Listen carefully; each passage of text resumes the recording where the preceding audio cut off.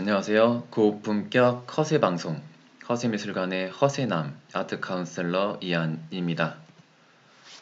이번 시간에는 바로크 그리고 바로크에 대해서 잘난 체 하기 위해서 꼭 아셔야 되는 카라바조에 대한 이야기를 해드리겠습니다. 바로크의 정의에 대해서 말씀드리면 일그러진 진주라는 뜻입니다. 고전주의 르네상스 학자들의 관점에서 봤을 때 너무 과하게 오바를 하는 거예요. 그래서 폄하한 뜻으로 안 좋게 불려진 게 바로크입니다. 핵심적인 특징을 말씀드리면 과하게 화려하다, 극적이다, 드라마틱하다라는 이런 특징이 있죠. 쉽게 르네상스 그림과 바로크 그림 예시로 비교를 해드릴게요. 라파엘의 르네상스 대표 그림이죠. 아테나 학단. 사람들이 이렇게 많은데 산만한 걸 방지하기 위해서 일직선, 대칭 구도를 사용하고 있습니다. 굉장히 균형이 잡혀 있죠. 그에 반해서 루벤스 대표 바로크 화가의 그림 비교해 볼게요. 엄청 극적이죠. 어떻게 말이 파마까지 하고 있어요. 말도 안 되죠. 그죠?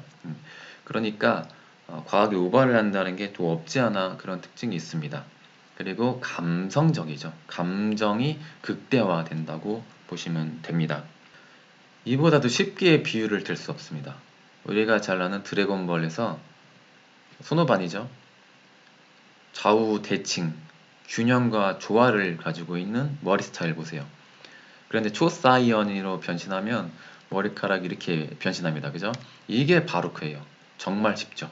르네상스와 바로크를 바로 비교할 수 있는 좋은 예시입니다. 자, 그래서 시대적 배경을 말씀드리면 이 당시에 종교개혁이 일어났어요. 마틴 루터 11개조 반박문 기억나시죠? 그에 반대해서 카톨릭에서는 반종교개혁이 일어납니다. 당시에 잃어버렸던 그 신자들을 회복하려고 아주 감성적으로 민중들에게 어필할 수 있는 그림이 필요했습니다. 그리고 절대왕정 시대죠. 이 라커머리 루이 14세인데 짐은 곧 국가다. 기억나시죠? 그 국가적인 정치적으로 이용할 목적에서 바로크 그림이 나타났다고 보시면 돼요. 근데 좀 어렵습니다. 그러니까 이 두 가지만 기억하세요. 반종교개혁 시대가 절대왕정 시대다. 이 정도만. 바로크를 이야기하기 위해서 카라바조, 회화에서는 카라바조인데 조각도 한 명 기억하시기 바랍니다. 베르니니라고 있어요. 베르니는 꼭 기억하시기 바랍니다. 그 대표 작품 성 테레사의 황홀경이라는 작품인데 이 세라핌이라는 천사가 나타나서 영적인 화살로 산타 테레사의 심장을 찔렀다는 그 일화입니다. 이 바로크 조각을 대표하는 작품이에요. 제가 아까 말씀드렸죠. 초사이언인 같다고. 이 옷자락 보세요. 진짜 에너지가 넘치죠. 이 어떤 게 바로크인지를 그냥 느낌으로 이해할 수 있습니다. 그러니까 이 뭐 언어로 외워서 그 암기하지 마시고 느낌 보세요. 그 파괴적인 에너지가 넘치는 게 바로크입니다. 그리고 에로틱한 효과도 나오는데 이 산타 테레사의 표정을 보면 영적인 그 고통과 더불어서 엄청난 황홀경을 느꼈대요. 그래서 마치 여성의 오르가즘을 느끼는 듯한 이런 표정까지 나옵니다. 제가 말씀드렸죠.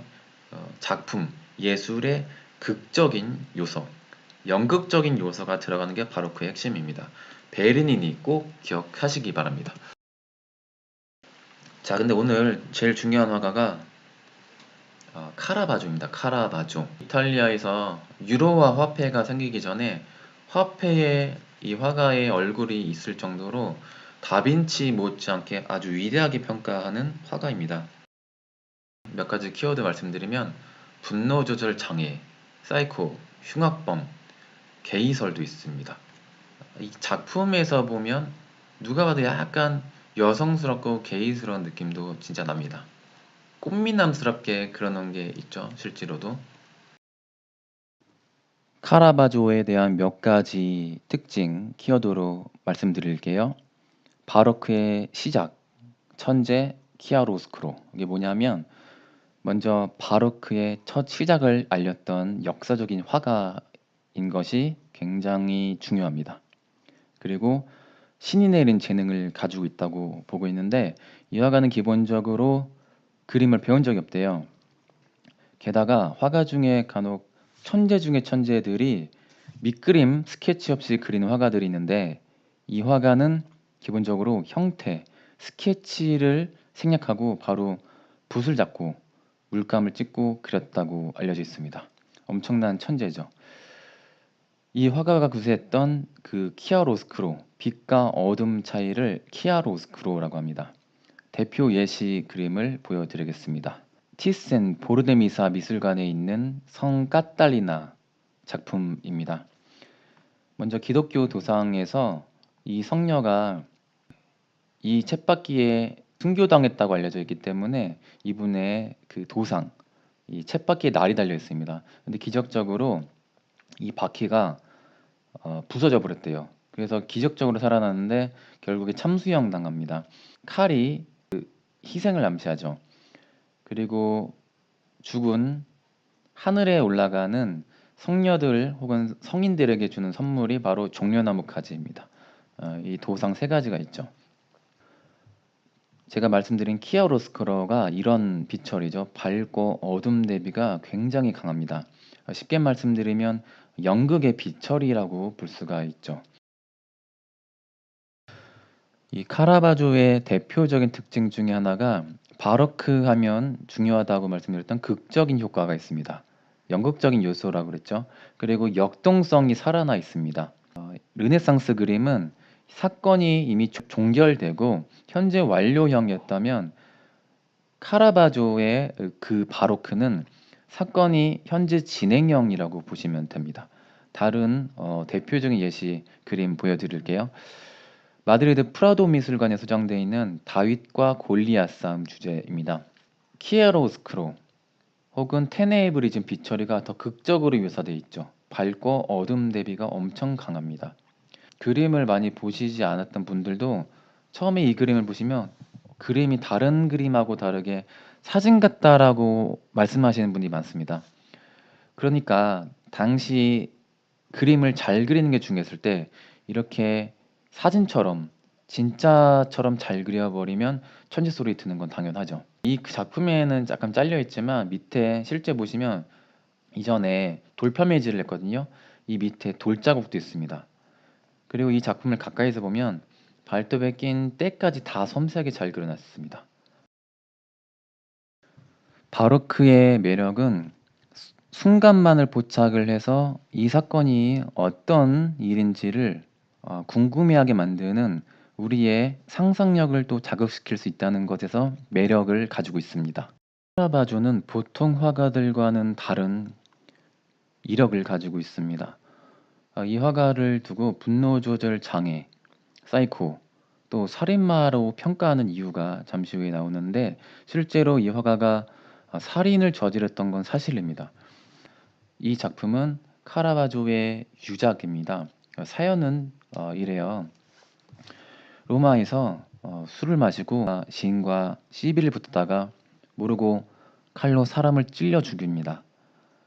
그 자리에서 너무 놀라서 도망갔어요. 몰타 섬, 이탈리아 여러 섬 지나다니고 또 여러 도시 돌아다니면서 로마에서 살인마로 낙인 찍혀서 계속 찾고 있었습니다. 그런데 특이하게 귀족들이 이 화가가 도망 다닌 거를 도와주는 거예요. 그 이유가 그림 하나 뭐 건질라고 그런 거죠. 그만큼 그림을 너무 잘 그려서 귀족들로부터 많은 도움을 받습니다. 근데 또 인맥도 좋아요. 결국 지인 도움으로 사형까지 면제를 받았습니다. 그러니까 교황청으로부터 면제를 받은 거예요. 감사의 뜻으로 로마로 돌아가다가 교황에게 원래 선물로 주려던 작품이 이 유작입니다. 역시 다윗과 골리앗 싸움인데, 근데 이 얼굴 인상을 보면 카라바조의 그 말년 얼굴과 비슷하다고 합니다. 그러니까 자화상일 수도 있어요. 이 작품이 로마 교황청에 가면서 교황을 뵈면서 죄를 저질렀으니까 그 벌을 받아야 된다는 그 참회의 뜻이기도 합니다. 또 다르게 보면 이 얼굴이 유년 시절의 카라바조의 얼굴과 아주 흡사하다고 합니다. 보통 영웅 적장의 목을 벤 다윗의 얼굴, 보통 다른 작품 같았으면 아주 자랑스러워하는 이런 표정이어야 되는데 이 얼굴을 자세히 보시면 좀 안타까워하는, 울 것 같은, 어렸을 때 네가 꿈꾸던 미래가 살인마냐라는 이런 표정일 수도 있습니다. 그러니까 뭔가 카라바조 말년의 고뇌에 찬 이런 표정이 자신의 유년 시절의 자화상 그리고 현재 자화상, 이렇게 두 얼굴을 비교했다고도 볼 수가 있죠. 근데 이 화가가 정확하게 어떻게 죽었는지는 불확실한 상태입니다. 그런데 로마로 돌아가다가 바닷가에서 보통 이렇게 보고 있어요. 지인들과 또 시비 붙었다가 칼을 맞았대요. 여러 사람에게. 그 자리에서 죽은 게 아니라 전염병으로 말라리아에 걸려서 이른 나이에 생을 마감했던 또 불운의 천재이기도 합니다. 그러니까 이 화가의 이력이 여러 가지가 있죠. 현상금 수백 번, 흉악범 출신이에요. 근데 감옥행만 한 열 몇 번 갔다 왔고 또 로마에서는 살인까지 저질렀던 그런 화가입니다. 앞으로 미술관, 전 세계 어느 미술관 가셔도 이런 비슷한 풍의 그림이 많을 겁니다. 그럼 원조가 가장 중요하겠죠. 그 원조가 카라바조예요. 비슷한 그림을 어느 미술관에서 보시면 이렇게 한마디 하시면 됩니다. 카라바조 풍이네. 그러면 굉장히 있어 보이죠. 그리고 조금 더 나아가서 키아로 오스크로 정도는 꼭 외우시기 바랍니다. 빛과 어둠 대비를 키아로 오스크로라고 했죠. 혹은 테네브리즘. 테네브리즘이 외우기 더 쉽겠네요. 그죠? 정리를 할게요. 이 카라바조의 중요한 역사적인 의미, 바로크의 시작을 열었다. 키아로스크로, 빛과 어둠 대비, 테네브리즘. 좀 엄연히 다른 말인데 거의 비슷해요. 그러니까 두 가지를 좀 알고 계시면 좋습니다.